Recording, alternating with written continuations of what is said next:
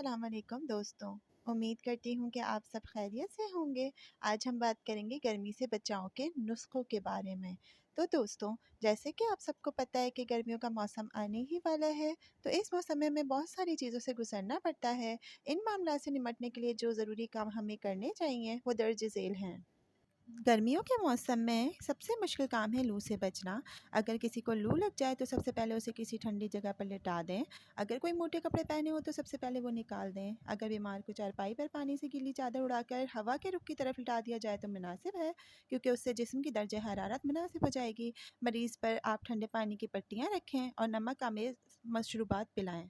गर्मी में जल्द को तरोताज़ा रखना बहुत ही मुश्किल काम है। ये चंद टिप्स ज़रूर काम आएंगी। मुंह धोने के लिए आप कोशिश करें कि बेसन या जौ के आटे का मास्क बनाकर लगाएं और मुंह धोने के फ़ौरन बाद टोनर लगा लें। इसके लिए 2 चम्मच दही, 1 चम्मच जौ का आटा और 1 चम्मच खीरे का जूस ले लें। इस मास्क को आप रोज़ इस्तेमाल करें, यह आपकी जल्द को निखार देगा। गर्मियों में आप मुंह धोने के लिए मुल्तानी मिट्टी का भी इस्तेमाल कर सकते हैं, जो कि आपको ठंडक पहुँचाती है।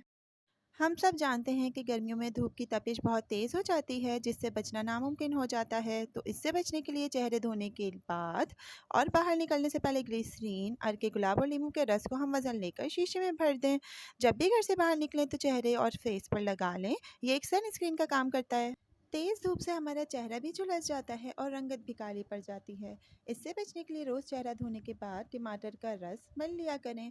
इस मसले के लिए एलोवेरा जेल भी बहुत कारआमद साबित होती है। इसका इस्तेमाल भी आप सेम टमाटर के रस की तरह कर सकते हैं। और आखिर में दोस्तों, गर्मी से बचने के लिए नरम कपड़ों का इंतखाब करें। दिन में कम से कम 3 बार मुंह धोएं।